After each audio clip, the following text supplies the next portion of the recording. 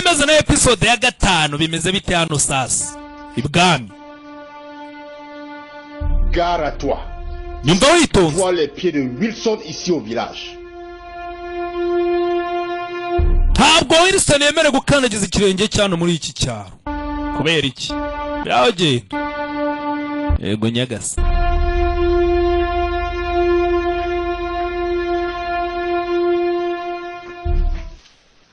Aruga kuri boutique.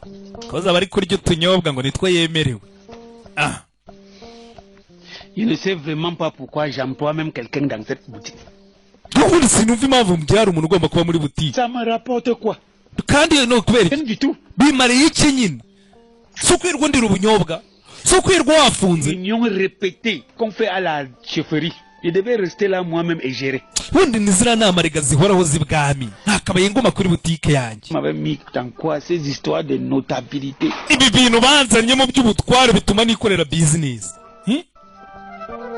Arebye hakurya abona ruza y'inyonga boshye inyamba. Ahahaha. Nasoha mwana. Ariko patron. Musa. Portez le carton des ordures là, tu peux acheter. Bino bikarito birano jya kubijugunya. Ntabwo nkunda umwanda jya kujugunya ibyo bintu. À la rivière. Kwa hakurya ku mugezi. Jusqu'à la rivière. Ku mugezi. Je peux même jeter ça ici en brousse, non? Waretse ngabijugunya hano. Oya. Tu veux que les gens viennent m'accuser que je salis leur champ? Ntabwo ngira ngo abantu bazajya baza hano kunshinja imyanda ngo imyanda ya boutique yose nyime. Ku mugezi. Yene jugunye pfiyo ngiyo hakurya yo kuri. Amutuma kuri. Abonye ari inyambiza y'inyonga do. Bangije. Kumbe patron. Musa nawe do.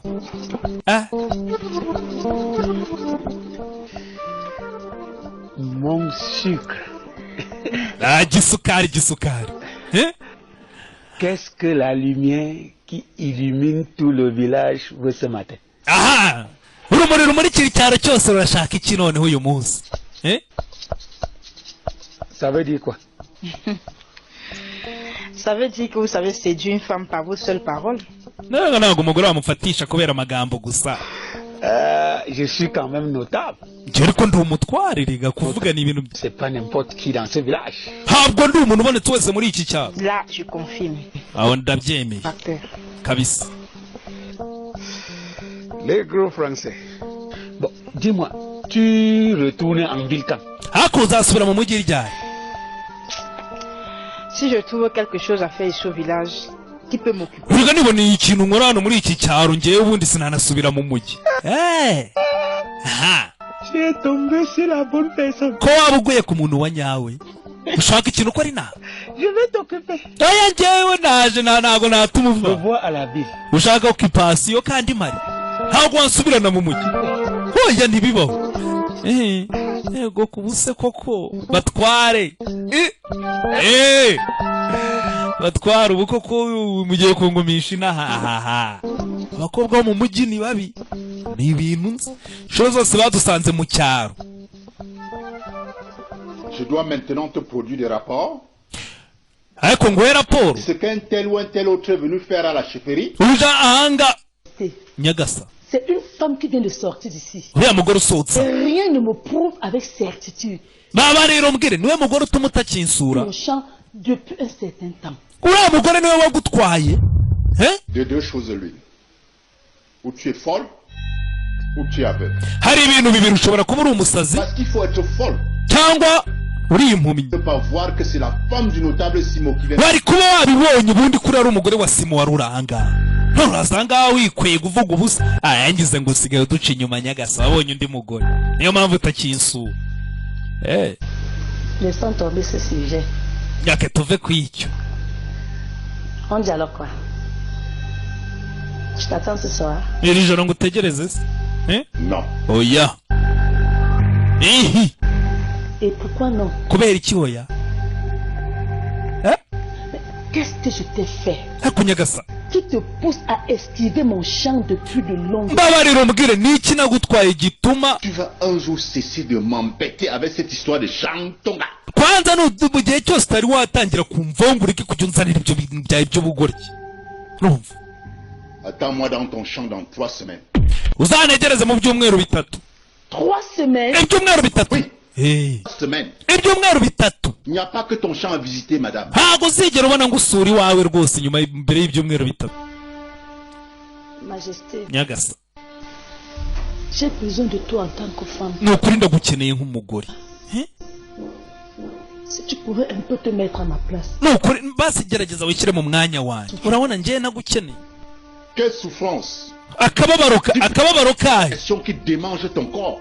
akababaro kahe k'umubiri ukurya ariko umbwira. Pas d'alternative, madame. nta kintu cyo gukora gihari. Donc dans 3 semaines. genda utegereze mu byumweru bitatu uzambona.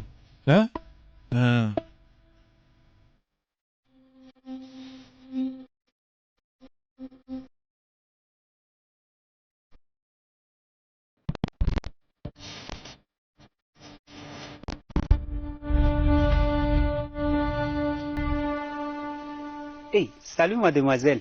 Ah, salut. C'est toi le garçon qui a la charge de salama. Tumba? ese wowe musore nabonye hariya kwa Mitumba. Valentin. Eh, Normal que je dois mettre la propriété dans ma boutique. ni njyewe nyine bagize nyiri ririya duka. Ta Eh. boutique? butike yawe Je gère cette boutique au iriya butike ni njye uyikontorora. bas. Ah, Eh, c'est bien ça. nari ngize ngo ni iyawe. Eh, Nouvelle ici au village. hakuri mushya muri iki cyaro. Je suis depuis quelques jours seulement. ni iminsi mike yamaze. Tu sais, tu m'intéresses beaucoup, hein. akuzi ko ntangiye kukwiyumvamo. J'ai grandement plaisir de t'avoir à mes côtés, pourquoi pas. aho ubona ko kingiye nakubona uri iruhande rwanjye. Et les filles que tu as déjà ici au village, qu'est-ce que tu vas faire d'elles? hasi abakobwa bo muri iki cyaro. Village, elles ont une attitude que laya abakobwa bo muri iki cyaro ntabwo nkunda imico yabo. et je te trouve par contre très différent. niyo mpamvu ubona utandukanye nabo. Eh, Ok, sawa. je vais réfléchir à ce que tu as dit. nzi kubitekerezaho ibyo uvuze. Est-ce que tu as besoin de réfléchir pour avoir un homme qui t'aime? ariko si ni ngombwa ngo ubitekerezeho kubona umugabo ugukunda. Pression ne va pas prendre beaucoup de temps. Rassure-toi. Je aha trouve déjà trop mignon. njyewe ntabwo bizafata igihe kirekire. Compris? kandi nabonye uri umusore mwiza. hey, D'accord. Bon, bye bye alors. sawa ubwo turi kumwe tuzongera. Bye. Umukobwa yageze mu cyaro avuye mu mujyi. Ça c'est la nourriture. kiriya ni ikiryo. igiporezo. Mon dossier. iriya ni dosiye yanjye sha ruriya ni urwandiko sha. kandi koko ni rwo yagutotototo do do do ego sha. aha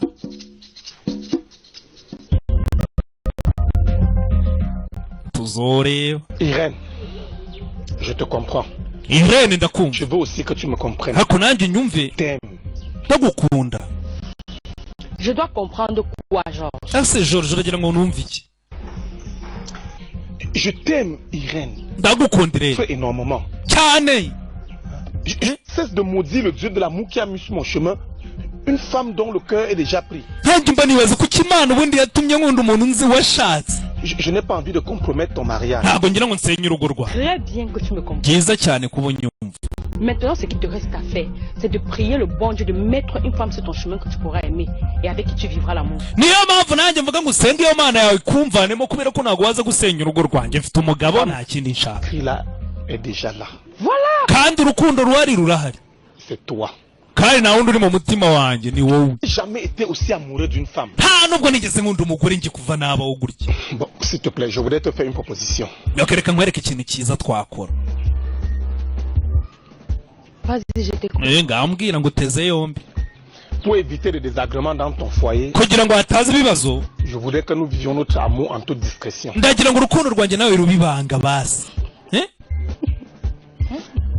ibanga hagati yanjye nawe ntagusenye. Moi, très bien, Georges. nyumva witonze George. Je ne peux pas vivre un amour parallèle à celui que je vis déjà avec mon mari. ntabwo nshobora kugira urukundo n'umuntu gutyo rurenze urwo mfitanye n'umugabo wanjye. nta wundi nshaka. Je ne vais jamais le tromper avec un autre homme. ntabwo naca umugabo wanjye inyuma ngo njye kuryamana n'undi mugabo cyangwa nkundane n'undi mugabo. Tu te rends compte que Georges te parle avec son cœur. ariko se urumva ko George ari kukubwira akavuye ku mutima we? S'il te plaît, Suzy, laisse. Suzy uretse wicecetse. Ça prendra le temps que ça prendra.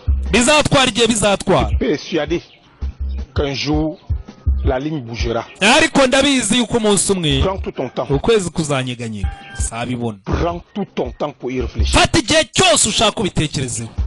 J'attendrai. nzategereza.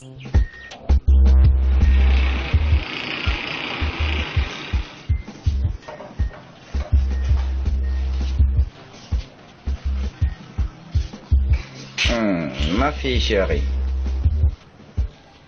Tu t'es bien amusé? Ite mwana wa. Wishimishije wakinnye.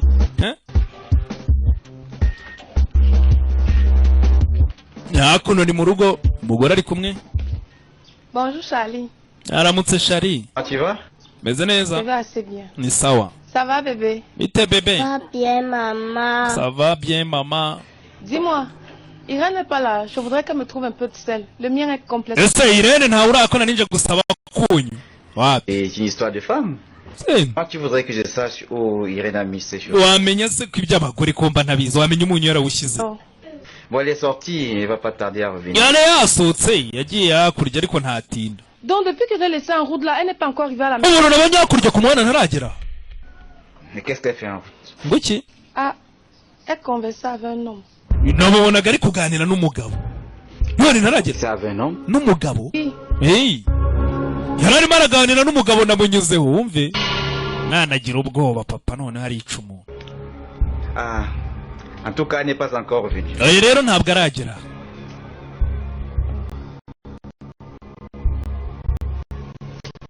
En tout cas, je vais revenir après. Nta kibwo ndibuze kugaruka araje gusaba kunyu bibaho. Bébé. Sawa bebe bye. Araje gusaba kunyu. Ariko asize ijambo ribiri babaje umugabo ngo yamunyuzeho ngo arimo araganira n'umugabo hakurya. None ntaragera. Kandi koko twayibonye. Irene twayibonye arimo araganira n'umugabo. Umugabo arabyumva. Aganira n'abagabo. Umuntu nanyuzeho kare ari kuganira n'umugabo ntaragera. Aha. Reka turebe. Ibyo biraba birarangira. Tugaruke ku rundi ruhande. Harurira. Shaka kwiga.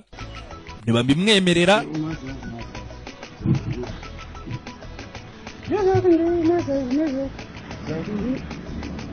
Papa nawe yavuye kuri butike. Ngo. Esa kunjo umembo mengo wa sakunjo. Esa kunjo umesa mesa.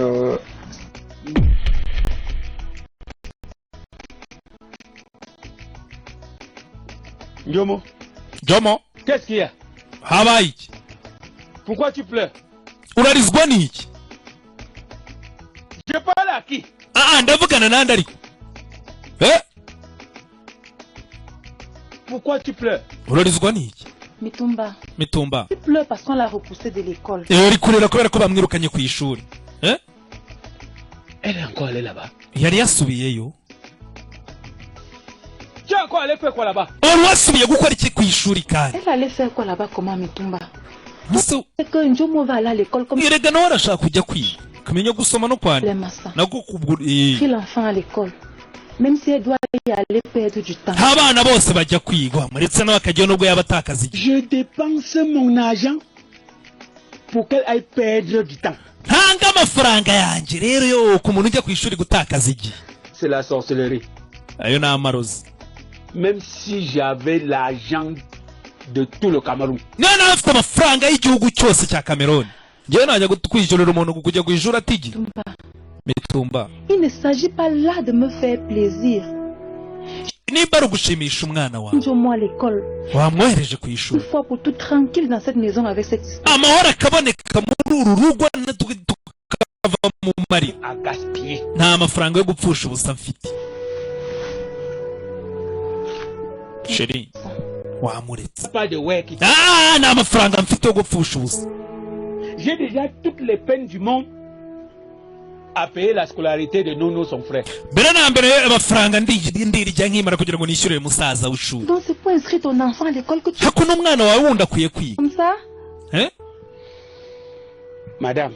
Madame. Même si Njomo entend. Njomo niyo yaba yumva. Parle pas. Ariko ntavuga. Musa Kalea. Ese ubundi kwiga bizamumarira iki? Lui servir à quoi?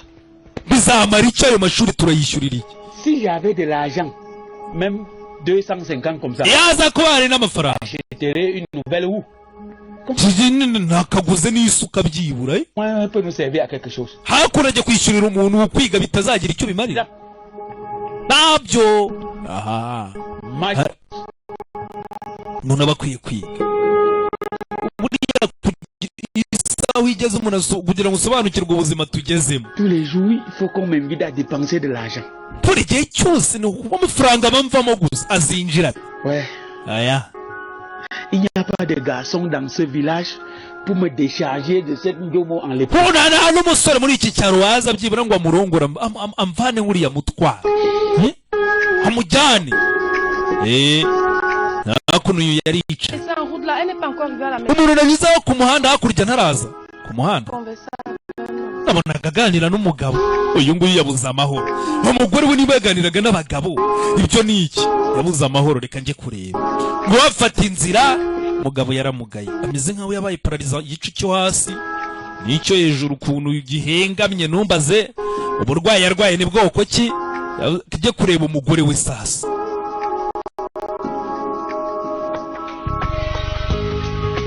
yafashe inzira imihanda ni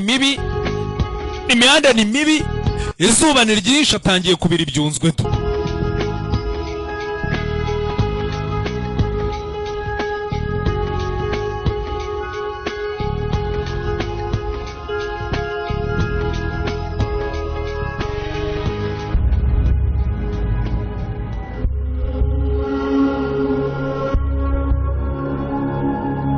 ageze n'ahantu igare rirafatwa ibintu by'ibitambaro bifata hehe mu mapine kurenga hano ikibazo bana nabyo aramanuka no hasi ngo po ngaho sasa giye gushaka umugore we niwo bagabo baba baganira n'umugore we ni bandi aheze mu nzira atari yagera kuri ngaho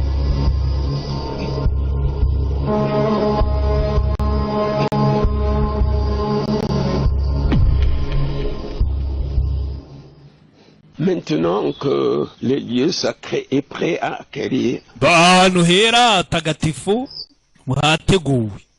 il ne nous reste plus qu'à informer le chef. Vous avez raison, notable Simon. Disons que tout est fin prêt.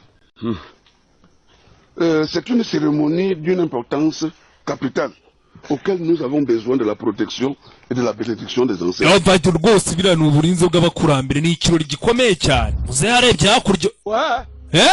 Kande. Yawe. Niko. Ce que je vois là. Ibyo mbona ni iki? Bengono. Uraswa mukobwa wawe. Aramwibana yari gusomana n'umugabo ku karubanda. Wabibonye? Imagine un peu. Ibaze. Ce qu'elle est en train de poser. Kawe baza umukobwa ibyo ari. Du chef. Entre les mains d'un homme. Umukobwa uririmbira umwami usora umwami ni gute ari mu biganza by'umugabo. Il est en train de conduire directement ce village dans un drame. Umukobwa wawe agiye gushyira icyaro cyacu cyose mu byago. Haradukururira ishyano mu cyaro. Birano umukasiro. Umukobwa wari mu biganza by'umugabo atitaye ko ari umuririmbyi w'umwami. Birabujijwe cyane mu muco wabo. Ibyo biraba birarangira tugaruke kuri babandi ni inshuti za mugenzi wabo sheri we ngo yaje ngaba baranakubitana kobwa. Je suis particulièrement contente de vous rencontrer tous. Nishimiye guhura namwe by'umwihariko. Ngasa. C'est demain soir que Wilson arrive au village. Ejo ni mugoroba Wilson azagera mu cyaro. Imana ishimwe. Ntureba rutishimye. Nubwo wahobera mugenzi we nago yishimye biba bigaragara. Iyemeye ishyari niribura buriya mu bantu. Umugabo uvuye hanze. Reine de mon mariage, la femme blanche dont je vous ai parlé. Araza kuzana na wa mu marene uzaba mbera marene mu bukwe. Wa mugore w'umuzungukazi. Il sera ici demain. Nawe arabaraha muzungukazi. À la demain soir la. Ejo ni mugoroba baraba baraha. Qu'est-ce que tu veux que nous fassions pour toi? Je sors chercher un peu de ndolé. Que vous m'aidiez à concocter un bon petit plat pour les reçus. C'est 2 personnes que tu reçois, non?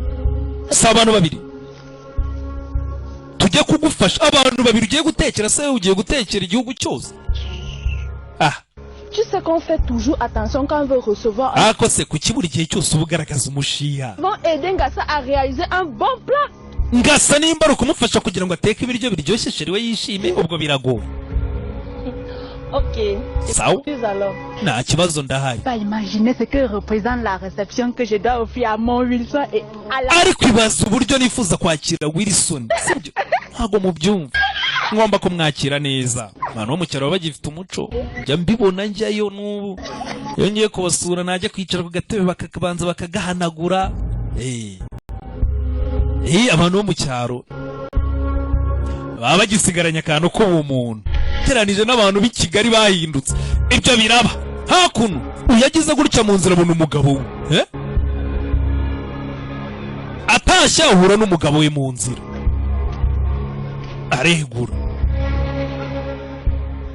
Mais qu'est-ce que tu fais là, chérie? Asa urakora icyanga chérie? Retire-moi cette histoire. Ndeka. Va. Manza fatamo ibintu by'ibyenda byari byafashwe mu mapine.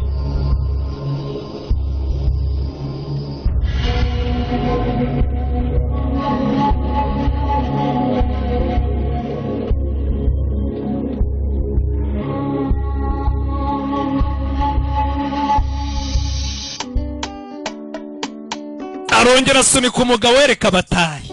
Umugabo yari yafushye. Bambwiye ko yari ari kumwe n'abagabo n'umugabo ngo baganira. Ibi niba ari umukiriya nimba baganiraga iki byo ntabyo azi. Gute yari ari kumwe n'umugabo barongera bacaho.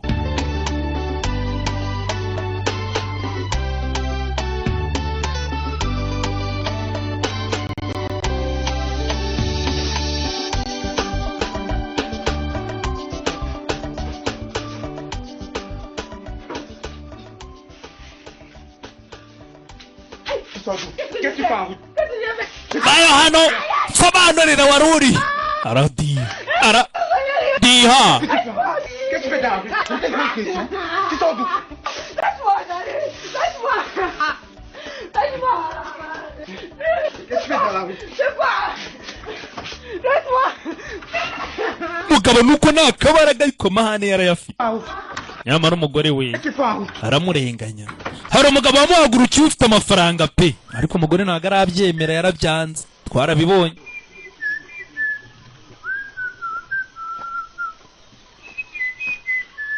Tugaruka ku umuhigi wacu bamuvanyemo.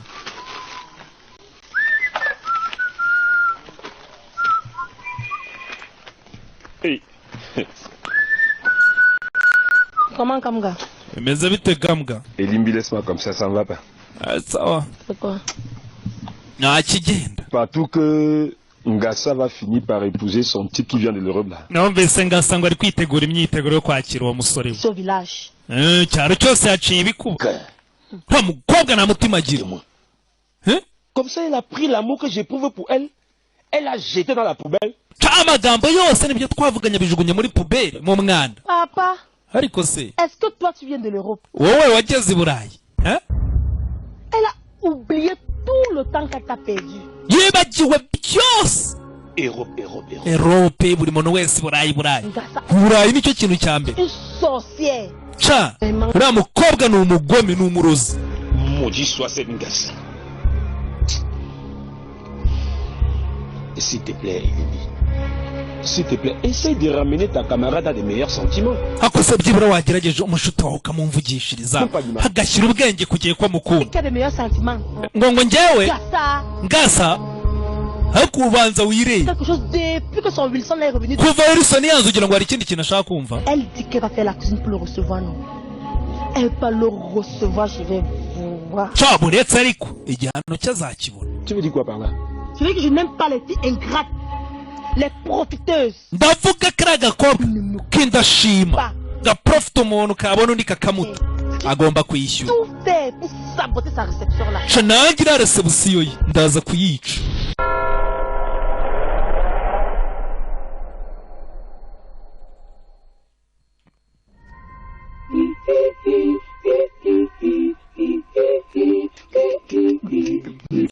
Nanone twikomereza kandi na episode yacu ya 5 Wilson maze kubamenya ubu nagutinda Sa Majesté cyangwa se umwami Nyagasani nyiri cyubahiro. Hari umuntu wigeze kumamagara ambwira ati Savimbi Nyagasani ni Imana yonyine kubera icyo umwami umwita Nyagasani mu Rwanda niko bamuhamagaraga pe umwami wa kera kandi nta nubwo Nyagasani rega bivuze Imana muri rusange ni nkuko avuga Imana bayita amazina menshi uzumva Nyagasani umwami w'abami ntago bivuze ko nubundi nawe yise umwami uba wiyise Imana wiyise Nyagasani ntago uba wiyise Imana.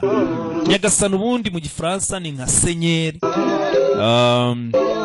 na lodi bese ni amatitiro abantu bagiye bagira, ntabwo ari ukuvuga ngo ni Imana. Ntabwo ngereranya umwami n'Imana. Imana yo mu ijuru iri ukwayo, ahubwo Imana niyo bajya bita ayo mazina yose kugira ngo bayihe icyubahiro bakayita umwami. Ariko ubundi Imana irenze kuba ari nyagasani, irenze kuba ari umwami, irenze ibyo byose kuko niyo yabiremye ibiriho byose. Ntimukanyumve nabi, ntabwo nsuzugura Imana, ariko umwami nyine mu kinyarwanda niko bamuhamagaraga, ni nyagasani. Gasani k'i Rwanda, erega na Gasani nawe ni umwami wabayeho kera cyane, ni amateka. La Reine Blanche, reka twikomereze.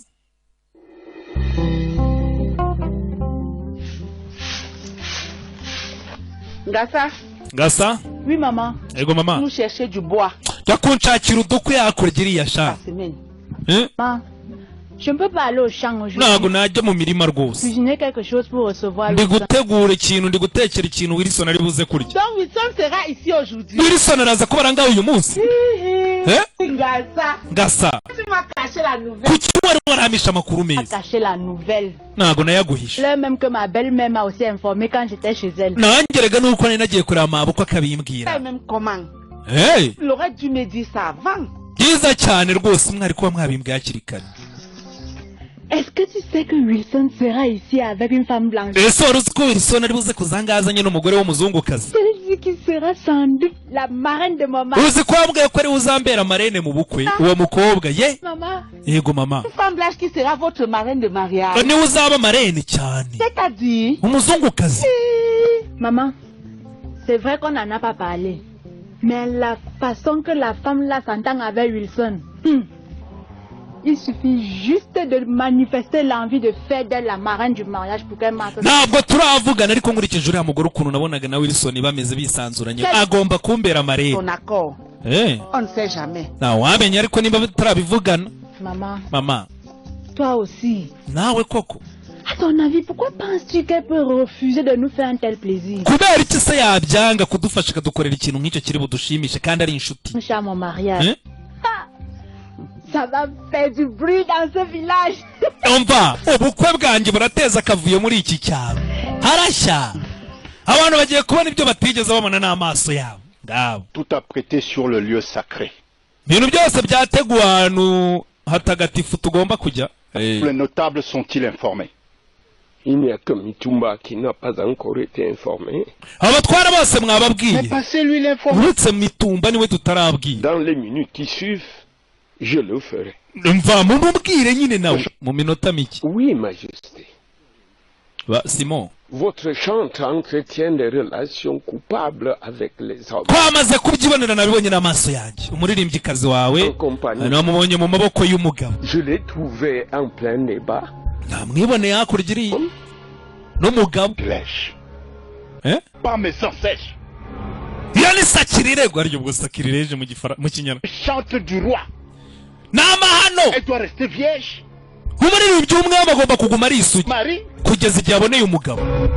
Ibyo ni amahano. Namwiboneye rero nyagasani rwose. Namwiboneye ari mu maboko y'umugabo. Majesté, je vous ai toujours dit que quand elle m'éduque mal ses enfants. Bagira ngo nkubwire nyagasani rwose aba bana ntibarezwe bari kwica umuco. Umuco uri gucika.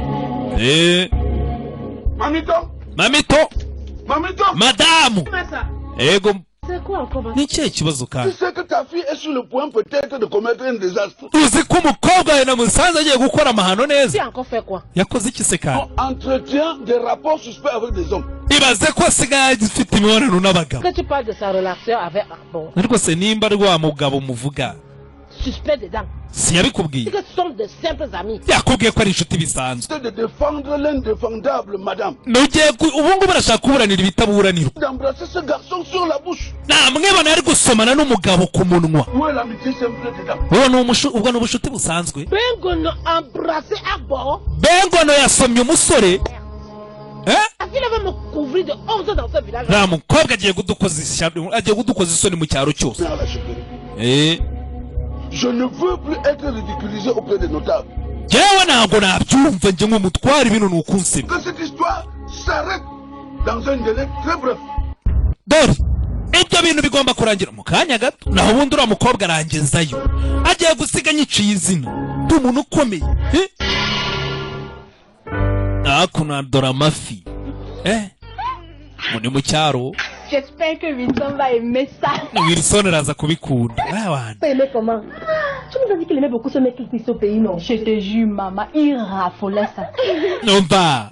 Quel que soit ce que nous allons cuisiner pour lui, il va aimer. Ariko icyo twamutekera cyose yagikunda. On a passé. Na waba kumbuye ibyina. C'est normal qu'on affectionne tous les mecs qu'on retrouve chez soi. Tu as raison. Est-ce que vous savez que ces mets de chez nous manquent beaucoup à nos frères qui sont en Europe? Dis-moi, Ngassa. Oui. C'est avec la femme blanche là, la marraine de ton mariage qui viendra manger. Ahubwo Ngassa, wa muzungukazi nawe uzakubera marraine araza kurya. Buriya baraza. Pourquoi il viendra manger sans elle? Nisundi kucyaza kurya wenyine batazanye kandi narabonye baravanye Burayi. Parlez d'elle. Okay. Ntacyo bazi cyane bazi. Bazane cyane bazane. Bateguye. Iyo nguyu kumbe yaravuze ngo iki cyura agomba kukica. Afitemo umutima mubi. Afite ukuntu atishimiye mugenzi we. Quoi elle aimait? Les plats. Nta masahani ahari. Attendez, je m'occupe. No, ibyo si ikibazo, ibyo si ikibazo. Urakoze. Reka nzana amasahani. Autre chose. Hari ikindi. Quoi elle aimait? L'eau. Amazi. Amazi. Icyo si ikibazo. Reka nzi. Bahita bacaho. Murajya kuzana amazi n'amasahani arangije uyu wabonye ahantu batsimba. Narababwiye. Nababwiye mucunga. Ahantu batsimba arangije agira gutya avana y'agapfunyika. Pfunyika nimba ari uburozi. Atangira kuminjagira mu biryo na uko byamera kose ni ikintu kibi.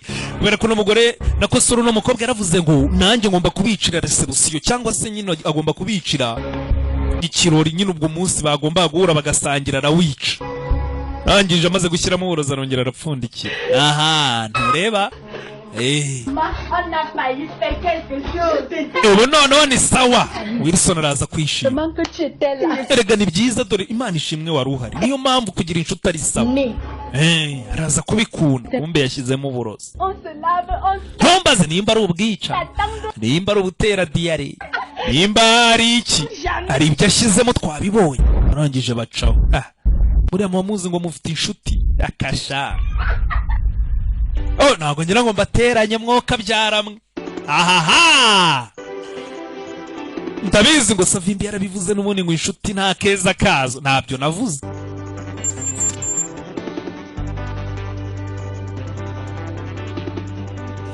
Ibyo biraba birarangira. Arashyira arataha. Bengono bamufatanye n'umugabo isa yamwibone bajyaga babivuga bakagira ngo ni amagambo. C'est à toi que je m'adresse, non? Ne me dis pas que ce qu'on me parle de ta relation avec Arbola est vrai. Ariko. Je l'aime. Ibyo bambwira ngo nuriya musore ndamukunda. Quoi sur lui? Uramukunda. Tu oublies que tu es la chance du chef. Ntabwo se kuri umuririmbyi w'umwami. Je dis, maman. Tu as déjà dormi avec Arbo. Dis-moi, je suis ta maman. Yakomba barira umubwiriza ukuri. Non. Mwararyamanye oya. Tu dis non. Après toi. Prépare-toi à recevoir la foudre de la colère de ton père. Aha, ngaho. Itegereza umujinya waso. Utegereje. Arakwica. Mama. Kinga. Aramukunda ngo. Ibyo biraba birarangira. Tugaruke kwande muze mutware mitumba. Toute une chèvre. Ihene yose. Mais c'est trop. Ihene yose. C'est bien fait pour toi, Mitumba. Umva ni byiza cyane kuri wowe Mitumba. Ton entêtement. Je t'avais pourtant dit de ne pas faire le marché un jour férié à la chefferie. Nibyo. Wenda ikindi gihe ntabwo uzajya ujya gucuruza ku munsi nk'uriya w'ibwami. Maintenant on me sanctionne une chèvre. Mama igihano. Kiene. La sanction est très disproportionnée. Oya iki gihano kiraremereye cyane. Ihene yose. Umugabo n'umunyabugugu.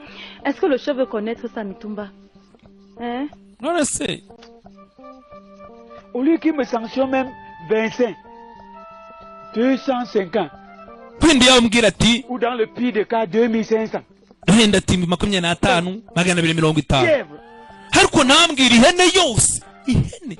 ubundi se nacuruje angahe? Cesse de te plaindre et va donner la chèvre à yandi genda utanga ihene y'abandi, ureka kwijujuta, genda utanga ihene y'abandi. Umwami yagutumye ihene urayifite, genda uyitanga amahoro aboneke.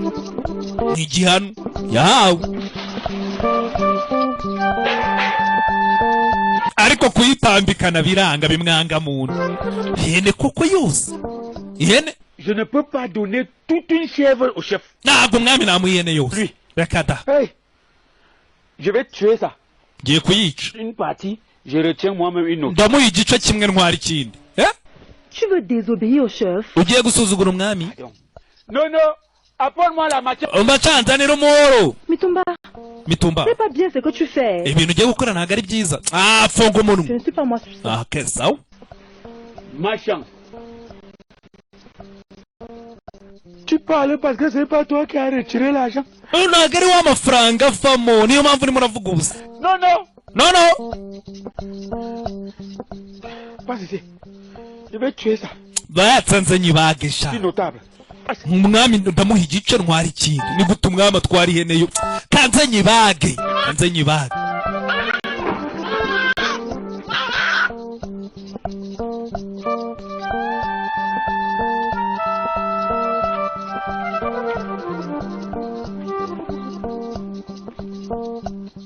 Bamutumiye ihene yose nzima, none ngo agiye kuyibaga, barayigabana barayisangira ye. Akuno. Ne berge pas les putes, alors libère ma maison. Qu'est-ce qui veut vous faire me calmer? Nuza gute. De ta fille. Mukobwa ibyo yakoze urabizi? Va loin de ma maison. Yakure y'urugo rwanjye singushaka iwanjye. Kure. Mama wamvuga ni. Elle m'a dit qu'elle n'a jamais dormi avec ce gars. Yamaze kumbwira ko atigeze aryamana n'uriya mugabo. Je vais venir te l'annoncer avec un large sourire. Je crois que nous pouvons encore lui faire confiance. Urongere wongizera umukobwa wawe. Je dis que je l'ai vu en train de sucer la bouche de ce voyou avec un tel appétit que toi-même, ma femme, depuis que nous nous sommes mariés, je n'ai jamais sucé ta bouche comme ça. Mamiton. Bengo no. Umukobwa naramwibane n'amaso yanjye asomana n'umugabo. Nubwo tumaranye igihe madamu tubana ntabwo turasomana ku rugo rwe. Ibyo so avuga nibyo. Ibiko numva bitandukanye n'ibyo wambwiye. Je n'ai jamais dormi avec lui. Ntabwo ariko naryamanye nawe.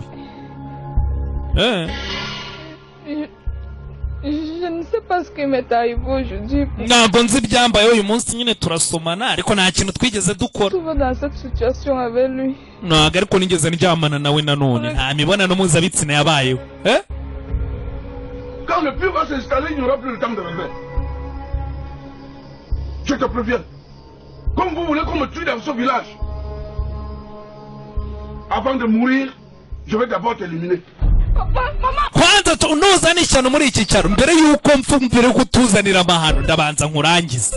Ihangane sheri rwose babarira umwana tugaruke hakuno. Abashyitsi bahire bashize baraza. Wilson. Murakoze cyane Wilson. Ça change pour devenir quoi? Le village est là. Cyahindutse. Et le vieux Mitumba et sa fille Njomo sont toujours wa mugabo bitaga Mitumba n'umukobwa we Njomo arahari. C'est la guerre à tout le monde ici au village. Buri gihe cyose ni ibibazo ni intambara muri iki cyaro. Ouais, la pauvre. Umukobwa se. Et son père. Ise. Ati umukobwa buri gihe ni intambara bashaka kujya kwiga ariko baramubujije. Celui-là. Ise. Il devient encore pire. Aracyari umunyabugugu. Ubwo biru. Tu es ici au village pour combien de temps? Ese muri iki cyaro uramaramo igihe kingana iki? Venu m'installer définitivement. Naje rega kugoma ha burundu. Kandi umwami yaravuze ngo n'umugabo ntazakandagira. Effectivement. Uje kubanga burundu. Avec ta femme? N'umugore wawe? Bien sûr, maman. Nyine n'umugore wanjye. N'est-ce pas ma chérie? Sibyo ra? Noya nibyo sheri ngiye Afrika buriya nyiyumvamo.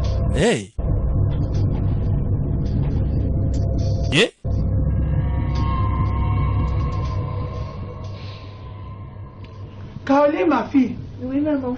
Lui, on va te faire visiter le village. Okay, mukobwa wanjye. Découvrir la nature apaisante. Wilson nagutembereza icyaro cyacu rero urebe n'ibiti urebe natire.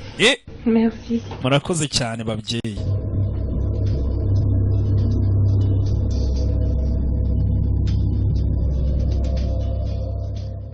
marié pour protéger ta fille, n'est-ce pas? Tu marié pour lui permettre de s'enfuir. Continue à l'encourager à violer la tradition. Umukobwa yakomeza umushyigikira arenge ku muco. Courage en rien. Nta kintu ngiye nshyigikira mu mukobwa wanjye. Ntacyo mushishikariza. Si wowe mushishikariza. Si wowe wanga ko muhana. Si wowe buri gihe umuburanira. C'est qui m'a donné quelque chose. S'il ne t'avait rien donné, tu ne devais pas le soutenir avec un tel engagement. Laissez-moi tranquille. Hein. Que ce village et toi me laissez tranquille. Maman Orban. Je crois que c'est pour me nuire que Begon a été choisi comme chef du chef. Kwanza nandi cyane cyose mama urundi umwana wanjye ninde wamutoranije ngo ajye kuba muri ibyo bintu mwamutoreye. Apporte à ma fille en dehors de problème. Kobwa wanjye ubundi mwamuvanye mu ibyo bibazo byayo. Nta buzima bwe bwite afite. Si tu veux savoir toute envie, tu sais combien de femmes aimeraient que leur fille soit choisie. Uzabibona. Ese ubundi waruzi ababyeyi benshi babifuza ko abana babo ari bo mwami yatoranije. Choisissez cette fille-là et laissez la mienne tranquille. Okay, bagende babatoranye rero bamvire ku mwana. Mama sawa. Sawa. Komeza umushyigikire. Ejo bundi naza ninda. Ngo no muririmbyi w'ibwami ubundi byo ni ibiki. Abangaba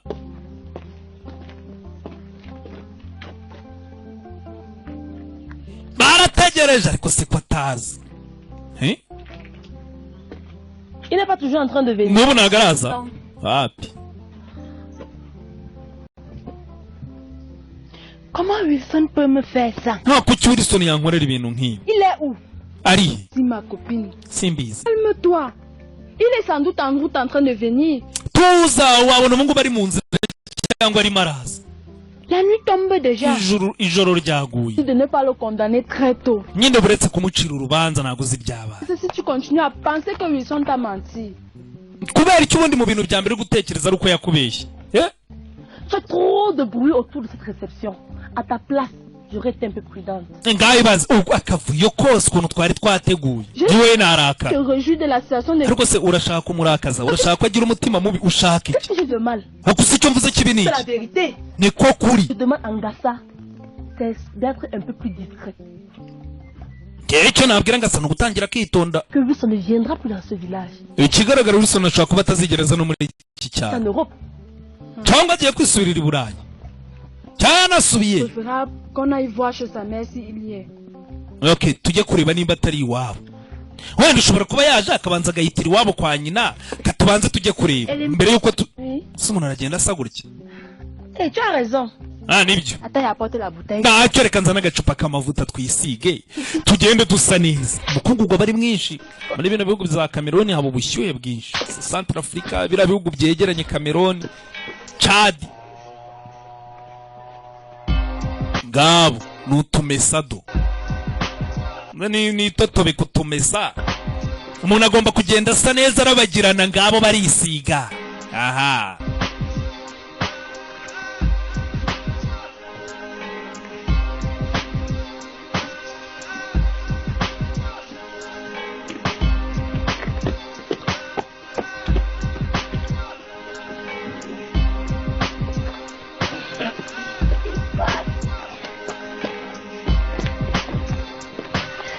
Bamaze kwikubita icyangwe bamaze kwitotobeka amamesa bacaho. Tugaruka. Umwami yateranye n'abatware be hari aruwaje abyina n'agafuka. Riya naga ari mitumba. Yajanga akinya kadiho nese yasinze.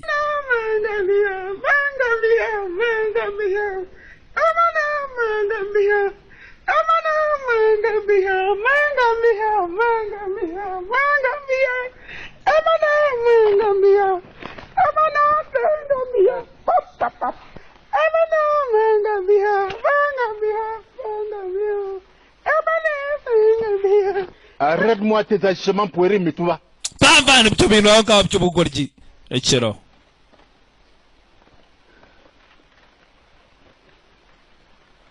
Où est la chèvre que je t'ai demandé d'apporter à la chèvre? Yene nagusabye uzazana ubwo uzagaruka iri. Longue vie à sa majesté Ngambi Atatito Limpo. Arambe cyane arakaramba Nyagasani Ngambi n'ibindi. Roi de forêt. Umwami w'amashyamba. W'imigezi. Majesté. Nyagasani. Il y a un adage de chez nous qui dit que la tête est le siège de la réflexion. tugira umugani uvuga ko L'intelligence et de la sagesse.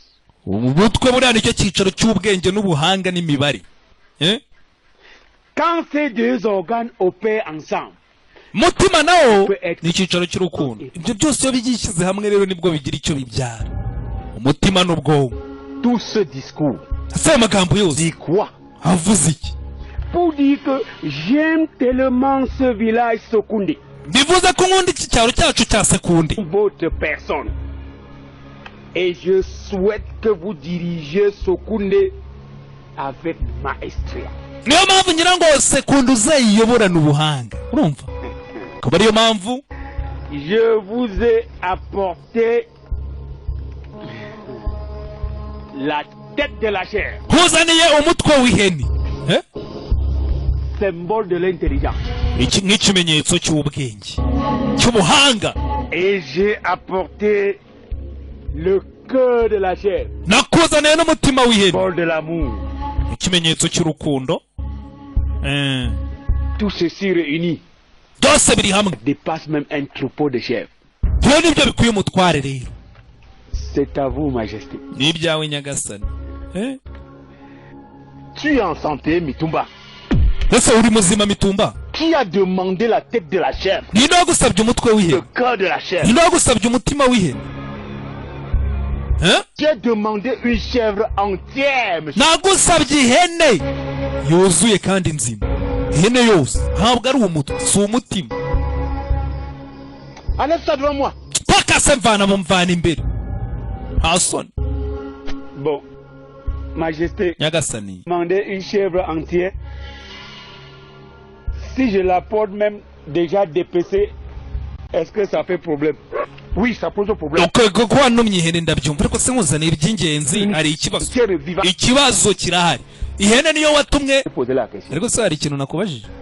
Je veux une chèvre entière. Nshaka ihene yose. Même si elle n'est plus vivante. Et si elle est dépecée. Nzima. Je veux toutes les parties. Kandi ibice byose byuzuye. Ntabwo unzanira ibice bimwe bimwe ntabwo ari cyo gihano wahawe. Uranyumva?